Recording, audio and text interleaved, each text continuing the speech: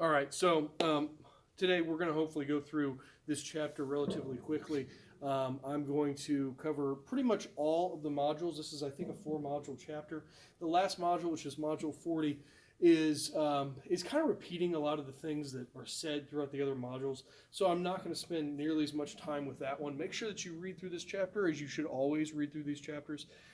This one, fortunately, is on renewable energy, which I think is a topic that we all pretty much understand and know quite a bit about.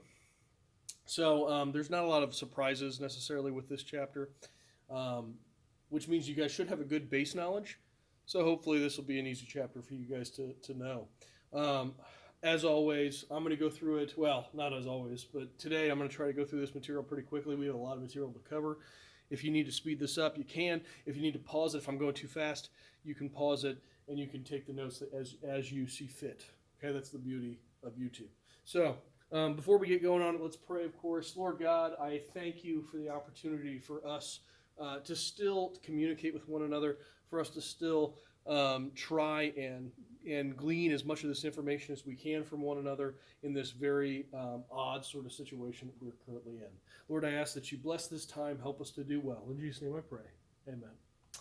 Okay, so today is all about energy conservation and efficiency. It's all about trying to make more of what we have, okay, through efficiency and through trying to conserve as much as what we have, okay?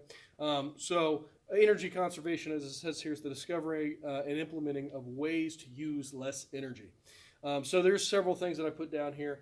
Some of them are just common sense things, like using a thermostat to your benefit. I have a Nest thermostat.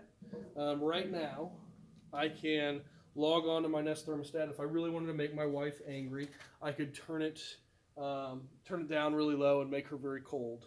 Okay, but that's not the benefit. That kind of unique situation is not the benefit of a Nest thermostat. It's the fact that when we aren't there, it automatically switches to either a cooler setting if it's wintertime or a warmer setting if it's summertime.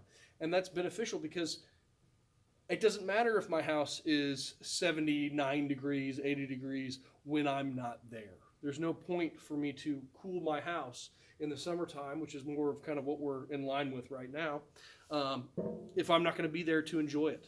Okay, so that's one example of conserving energy when it's not needed. That can be at that sort of small scale, single home example, or it can be something as large scale as a government tax for use of energy. Okay, and the government does tax us for using energy, and if you use more energy, you do get taxed more. Public transportation programs, which are usually a municipal program or a state-funded program, sometimes there's some federal dollars there as well, is also a great way to conserve or be more efficient with our energy. And again, using a tiered system, as I kind of referred to earlier, is valuable. Now, the main thing that we're trying to do here is we're trying to curve peak demand, which in the summertime, which again is kind of more where we're at when it comes to our seasons right now, but in the summertime, peak demand is usually midday. Okay, and the reason it's midday is because unless people aren't home, that's kind of the big thing. But midday on like a Saturday would be peak demand. And the main reason behind that is because energy is going to spike then, because that is the hottest part of the day. Usually it's like 2, 3 o'clock, hottest part of the day. And in the summertime, there's one thing running constantly that almost never stops, and that is our air conditioning units. It's probably the biggest consumer of residential power that there is. So because of that, we get really high demand peaks. Now, that's not the same case for other countries. So if you live in a place like Greenland, where it doesn't get nearly as cold, or nearly as warm rather, that's not going to be your peak demand. Here in the Midwest, that's ours. So places like Britain, however, have a peak demand every night at about 7 o'clock. We're going to watch this video. It's a really interesting video that shows why Britain has this peak demand at about 7. For those of you who have ever been to Britain or anywhere in the United Kingdom, really, that is when they have tea time. Okay, which sounds like something that I'm just kind of making up, but I promise you, the English really do love their tea time. This is a real thing. It is a time of day where almost everyone in the country without exception. It's crazy that they do this. But collectively, they will stop watching TV and they will go and make tea. Again, it sounds like I'm making it up, but I'm not. This is absolutely true. And when you make tea, you're using a passive resistor heating element, which takes a lot of energy, a lot of electricity. Your toaster oven uses this. Your toaster oven is probably 700 watts of electricity, believe it or not, just to toast bread. Your hair dryer is probably like 1,000 to 1,500 watts of electricity. Anything that has that passive resistive coil in it that heats up and it glows red uses a ton of energy. So because of that, they require a ton of energy about 7 o'clock every night. We're going to watch this, and that's just to boil water with their automated tea kettles. We're going to watch this real quick and kind of highlight it. It's 7 p.m. and in homes up and down the country, cookers, heaters, television sets are being switched on. At the National Grid Control Centre, National Balancing Engineer Simon Jeffcoat's on duty. Arrayed on the wall in front of him is his view of Britain from above. The country's been tipped on its side, and every high-power electricity connection from the far north of Scotland to Cornwall has been mapped out in loving detail.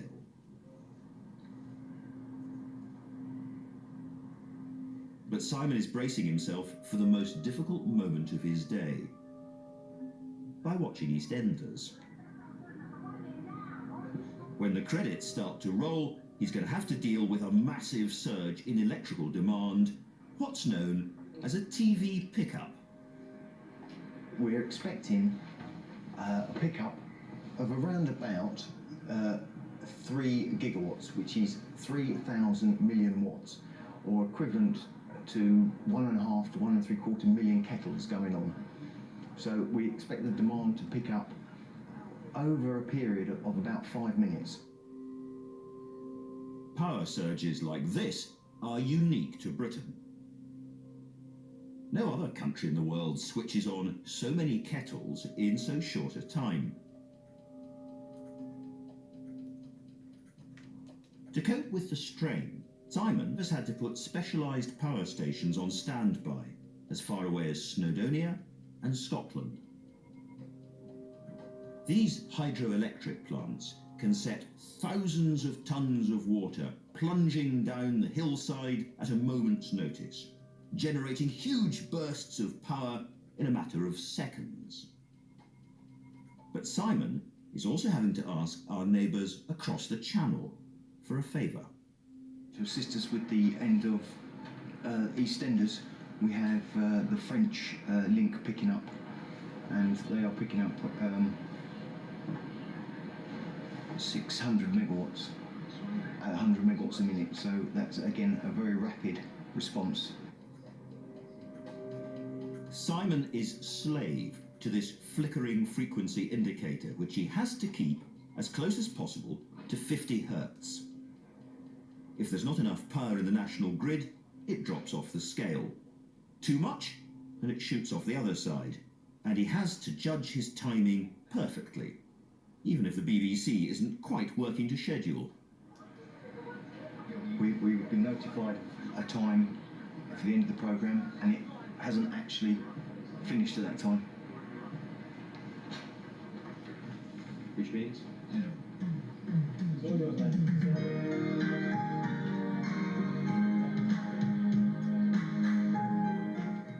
Simon fires off instructions from his keyboard. On the other side of the country, vast turbines rumble into life. Denelwick is up to 150. I've just instructed him up to 300 megawatts now. Festiniog is up to 90 megawatts, it's full output. French piling in now. 2 minutes into the TV pickup, and it looks like there's going to be more than enough power to go round. And then suddenly, there's a problem. What is it? Oh, is it the French link?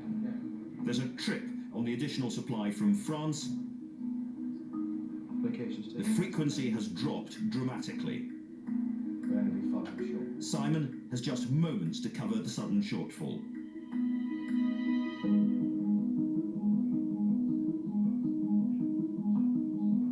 He rapidly discussions to get one more hydroelectric plant online. Then, once more, the supply heads back into the safe zone. It was an immediate decision. As soon as the frequency dropped through 49.8, I had to react. The delicate balance of our electricity supply has been restored, for now. And across the country, 1 million kettles keep on boiling. All right, so really interesting. Britain's day is drawing to a close. Go ahead and stop there. A really interesting, though, way that culture there is influencing power consumption and thus influencing the environmental impact of that power consumption.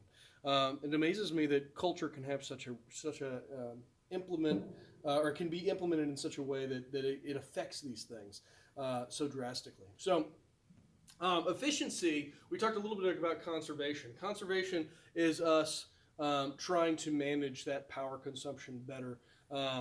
Efficiency is the art of using less power for the application. Okay, so for whatever it might be, whatever situation you're trying to use electricity for, maybe it's to light your house. Efficiency is lighting your house more effectively. So when I was a kid, we had regular incandescent light bulbs. That was the norm for probably 50 years. And then we switched over to compact fluorescent light bulbs, CFLs. Which are basically, as I've said before in this class, smaller versions of the ones that are lighting this room right now. But before that, those light bulbs heated huge amounts of your room. I still had incandescent bulbs in the house that I currently live in because they were those little tiny C9 bulbs that you put under cabinet lighting. You put in that particular situation. They're the really small bulbs with like the metal tips at the end. They get super hot. They're halogen bulbs. They get super hot. I could effectively have my bread. I make bread a lot. I could have it rise underneath one of those light bulbs. It would be warm enough for it to act as a proofing oven. Okay, those bulbs are hot enough that they can actually bake things if you put them in an insulated box. Now, that's not very effective. That's not very efficient. There's not a lot of efficiency there. Not a lot of the electricity that goes to that bulb is actually being used to light the filament. It's being used instead to heat the surrounding area. It is giving off heat. Heat is a waste product in that example, and because of that, it's not very efficient at all. I have since replaced every one of those bulbs with LEDs. Okay, which means I can't proof my bread anymore there. However, at least I can leave the lights on and not be scared that something's going to catch on fire or that I'm going to have a power bill that's sky high because of it. So it's the art of using less power for the application.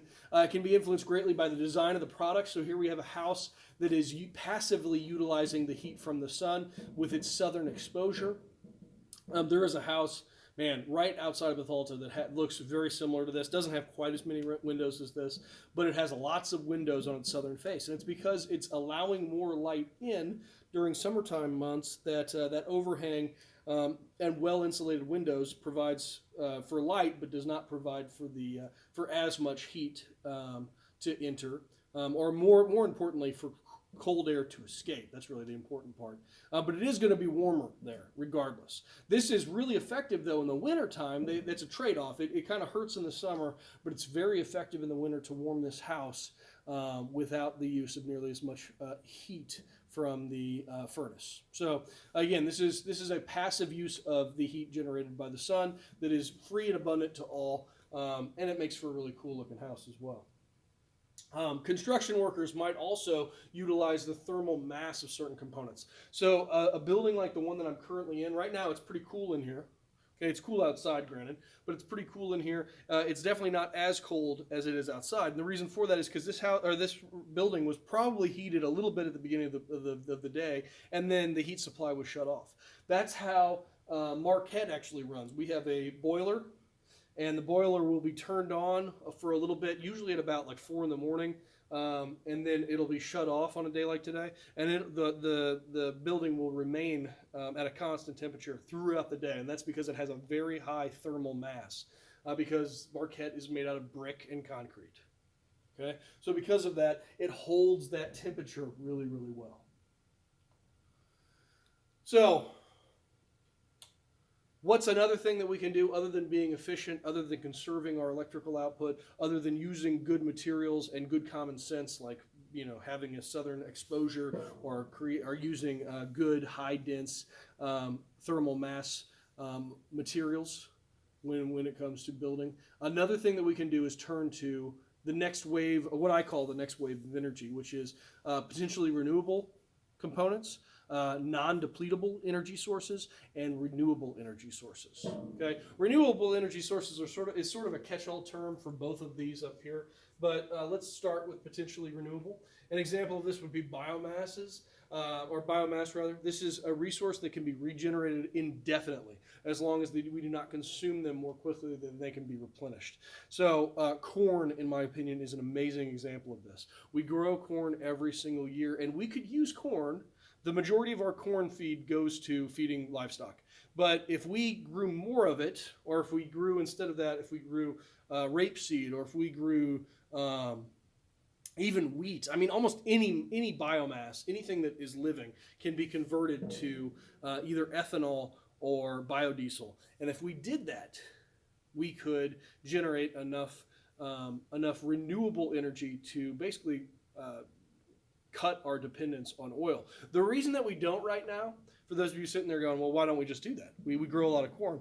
It's because right now, believe it or not, the process of taking corn and converting it into ethanol is still more expensive than just refining petroleum that is already found in the ground.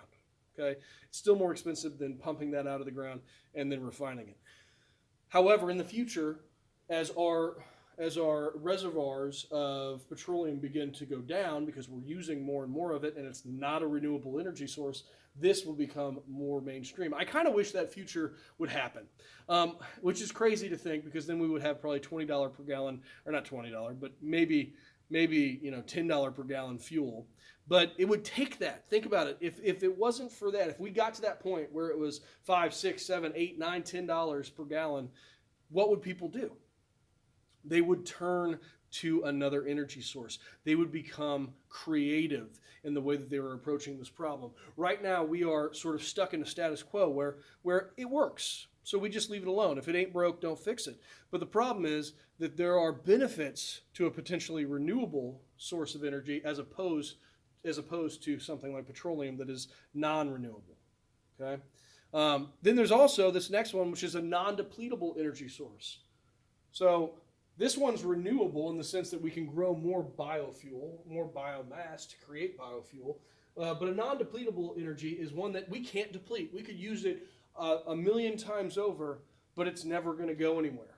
Okay, things like solar is an example of that. The sun is going to last for another 500 billion years. It's going to outlast all of us. Okay, it might outlast humanity. I'm not sure. Okay, so because of that, it is a non-depletable energy source. We could use it every second of every day that is shining, and it's not going to go anywhere. It's going to still rise up the next day. Okay, a renewable energy source is basically both of these combined. It's either a potentially renewable source or a non-depletable source. Regardless of what it is, they both fall under that category. All right, so what is the future of fuels? We just kind of discussed it a little bit. A biofuel is a fuel mainly used for transportation that is processed from biomass. An example of it would be ethanol. And ethanol is made by converting starches and sugars from any plant material, but a lot of times here in the United States that is corn, into alcohol. Okay? Biodiesel, on the other hand, uses plant-based oils to produce. Really, there's not a lot of difference between just regular vegetable oil and biodiesel. It goes through a slight processing, to create biodiesel. But really, this is no joke, you could take a diesel engine, you could pour filtered plant oil in it, olive oil, for example, and it will run, which is crazy to think. But you could literally take used vegetable oil and you could put it in a diesel engine and it'll run. Now, to create true biodiesel, it does use a little bit of refining. They thin it out a little bit, and they do add additives to it, so it's a little bit different. Let's watch this video real quick. I don't want to inundate you with videos, but this is just on ethanol and why it's such a good resource to use.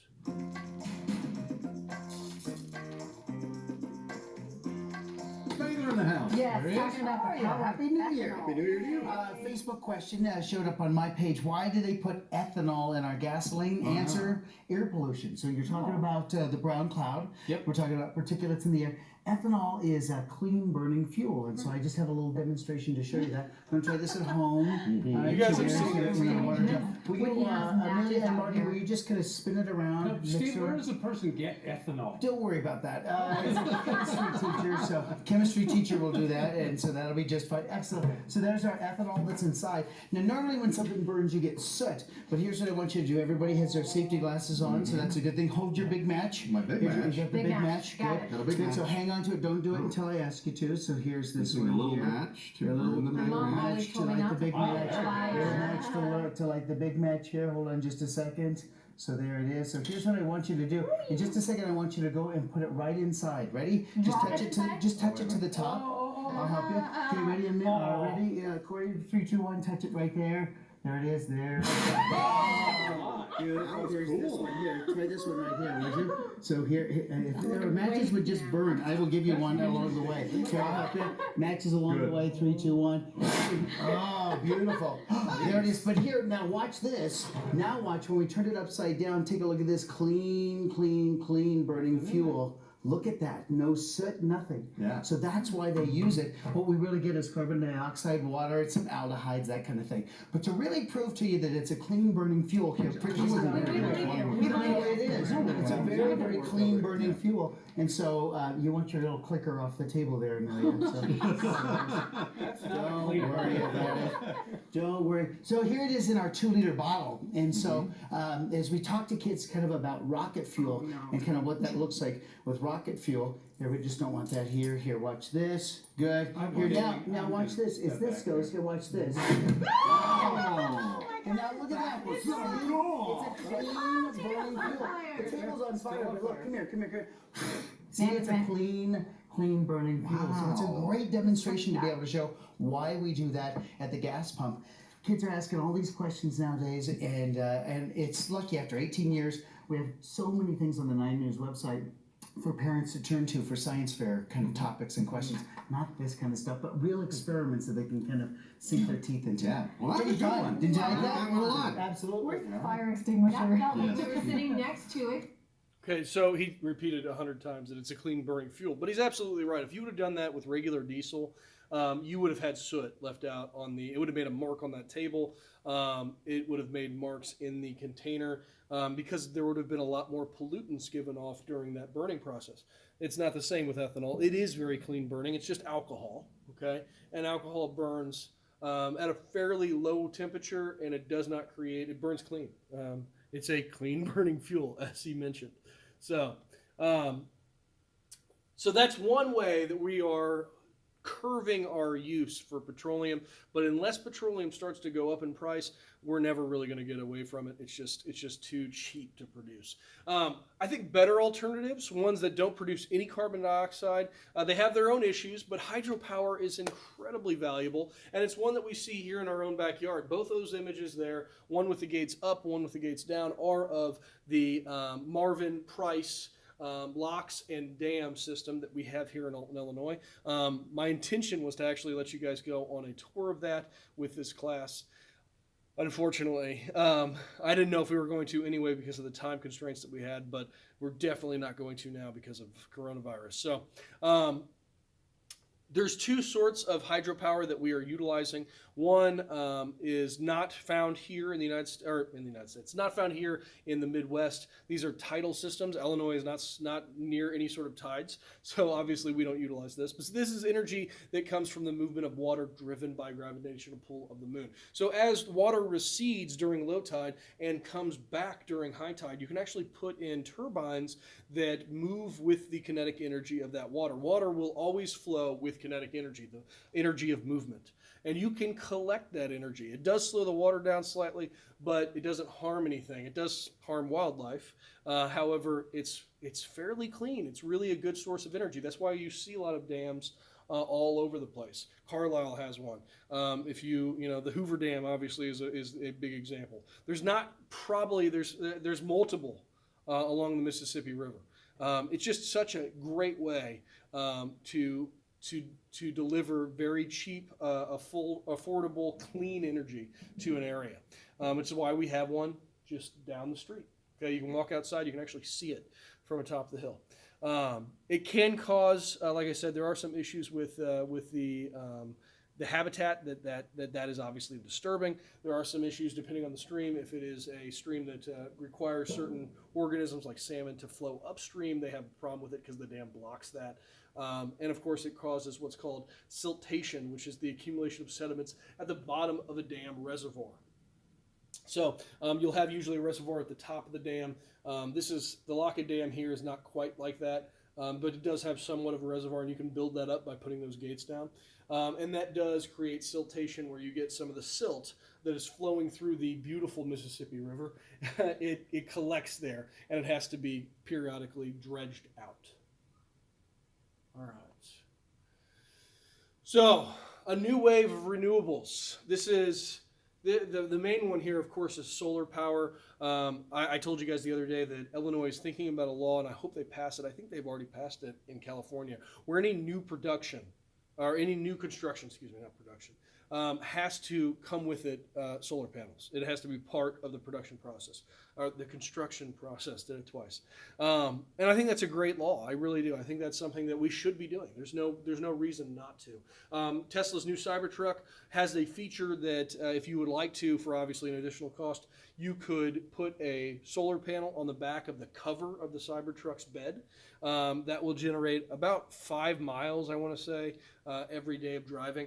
Listen, that's not a lot by any means, but you'd be surprised. That's everyday travel around town. So if you need to run up to the store or something like that, that could be supplied by the sun. Anything that reduces the amount of carbon dioxide and greenhouse gas and helps the environment, I think it's a great thing. We should be doing those little things. Little 5 mile increase is valuable. It has intrinsic value. So passive solar heating is using the sun's energy without the use of pumps or technology. This can be as simple as making sure your roof is a dark color so that it absorbs more heat. Trust me, you'll feel that heat. If you've ever been inside your attic and you have a dark colored roof, you will feel the heat from that roof. Luckily, you have insulation covering the top of your ceiling, so a lot of that heat is trapped there, but that does help during winter months to keep your house warm. And then, of course, there's active solar heating, which captures the sun's energy with the use of technology. The best example of that is photovoltaic cells, which is just solar panels. It uses sunlight to excite electrons and create current. So that's kind of the big thing that is changing right now. We are seeing increases in their efficiency. We are seeing increases in their use. And we're actually seeing changes just because of coronavirus. I've linked, I just realized that you guys don't have this. Okay, but if you go to engadget.com, or if you just type in solar energy record, I linked this, but I wasn't planning on posting this lecture, or this presentation. So you won't be able to click on this link, but if you type in energy records, it will show you, this little article from Engadget will show you how the coronavirus, because we have less pollution right now in the air, and because it's a beautiful, nice sort of 60-degree average right now, which is ideal for solar panels to produce the highest amount of electricity that they can to make them the most efficient. We are seeing record highs set by a lot of countries in the amount of power that is being generated by solar panels than has ever been generated before. So we're still lagging behind when it comes to solar panel technology. Not that we don't have the technology, we just don't have the implementation. We are not building these solar panels out like a lot of other countries are. There are some places, like in Southern California, where we are working with CSTs, which is concentrating thermal electricity generation. These are these large solar farms that concentrate the light. You can only see these in places that have very high ambient light sources, very high direct sunlight. And they use mirrors and lenses to direct that light, as well as a tracking system. So they actually will these mirrors will rotate with the sun, and they will condense the sunlight and focus it into a large water tank. That water tank will cause, or that focusing, it's almost like a magnifying glass. If you can imagine when you were younger and you would light pieces of paper on fire with a magnifying glass. It's the same thing. The only difference is we're using the sun to generate enough heat to boil water. Then the boiled water is going to create steam, which then spins a turbine, which then generates electricity. Really interesting use of the sun and all the energy the sun provides. Not so great in the fact that it requires lots and lots of area, and it requires usually area that doesn't have a lot of cloud cover, and doesn't have doesn't have a lot of people, because it requires so much area that it has to be in an area that's basically a desert. That's the best place. Now, in the United States, we have a lot of desert, so this might be a good use of space. The problem, again, another problem though, is that it's because you're covering natural habitat. It's blocking that from the sun, so it can disturb the habitat, the naturally found habitat in those areas, and it cannot generate electricity, of course, at night because, obvious reasons. All right. So, wind and geothermal power, guys, I promise here. Oops, sorry. Okay, so we have two more slides. I know this is 30 minutes, but I told you I wanted to try and get done as much as I could here. You guys know a lot about both of these. Wind energy, of course, is energy generated from the kinetic energy of moving air. We talked about the same process with locks and dams, the kinetic energy of water. This is just air masses. As air heats up and cools off, wind currents are created. Okay. And wind turbines are there to capture that wind energy. It spins the turbine that then takes that mechanical energy and puts it into a generator. The generator creates electricity. This is a non-depletable resource. Because of the sun, wind is always going to be available to us. And the land, fortunately for us, the land can be multi-use. A lot of times they'll put wind farms in an existing farm. So you will have wind turbines, and on the bottom there you'll have grain being grown. You'll have corn being grown. And you can harvest the corn and create electricity at the same time. I do truly believe, this is really true, that farmers of our day will, hopefully a lot of them are converting to energy farms, where they are either a wind turbine or they're a solar panel farm, whatever it might be. I hope that they are changing sort of don't get me wrong, we need as much food as possible, but they also need to generate electricity. And I think that you can do both a lot of times with wind turbines. You can create electricity and grow crops with minimal strain on either. Okay, so that's a good example. Thermal energy is not found here as nearly as much as places like Greenland or Iceland, places that have a lot, or even Hawaii, places that have a lot of geothermal activity. That's going to be a lot more common in those places. Heat harvested from radioactive decay within the earth is considered geothermal energy. The issue with it is capturing it. It's utilizing it. So sometimes it can be as simple as hot groundwater that is pumped directly to houses. So if you have a well of groundwater that was naturally there, and it's being heated by the decay of the earth through geothermal energy, you can actually pump that to your house, and you have instant hot water that you did not have to heat yourself. Places in, I want to say it's Iceland, I can't remember if it's Iceland or Greenland, but they have boiling water that will come directly out of the tap due to this huge amount of geothermal energy that they have. Okay, an example of this that some people wrongfully cite are heat pumps that they put in their houses. Heat pumps do not rely on geothermal energy. What they rely on is energy from the sun and the fact that earth, like dirt, has a really high geothermal mass. It has a really high thermal mass, which means that when it heats up, it stays warm for a really long period of time. That's why if you've ever been in a cave, it's always 60 degrees. Okay, it doesn't matter if it's freezing cold outside or if it's 1,000,000 degrees outside.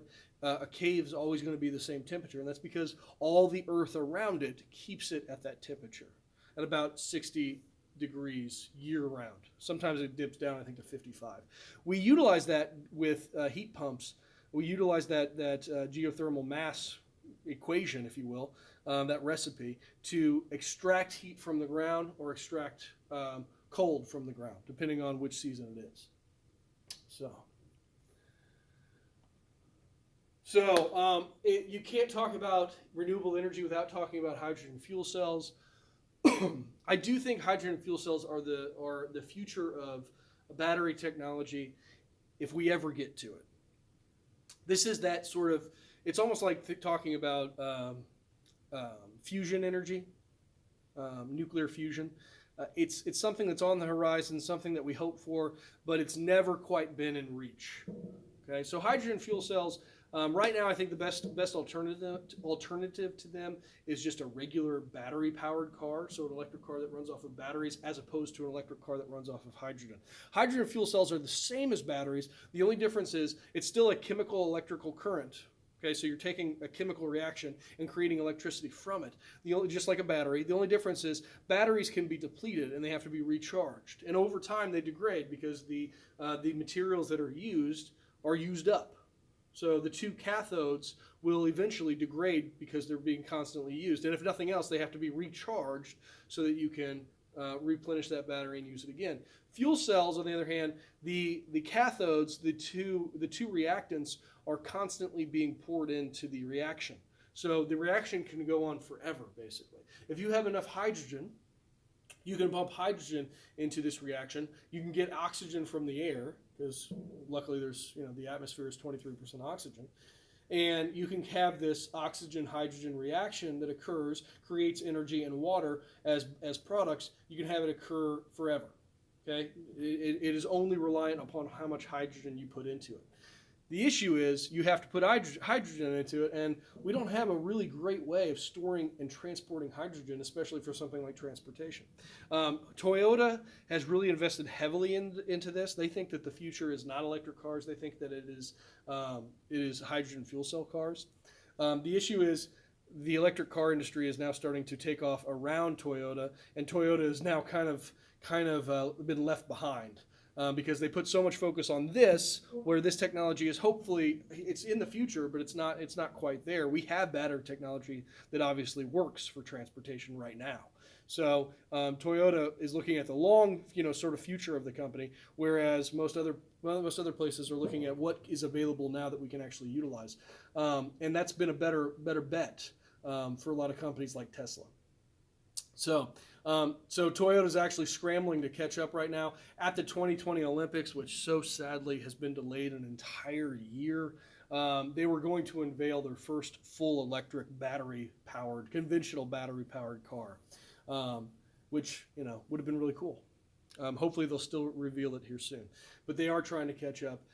But their research into hydrogen fuel cells is not unwarranted. It's still a very good thing to look into.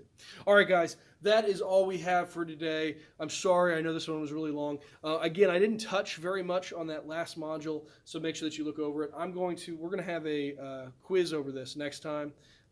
Probably we'll either do it tomorrow. I don't know. I'm thinking about maybe giving you guys tomorrow a day off because we just went through so much today. But either tomorrow or the next day we'll have that. We might use it as an opportunity to kind of get going on the last unit, which is really what we're at, which is crazy. So I hope you guys are doing well. Hope you guys are staying safe and healthy. I'll talk to you next time.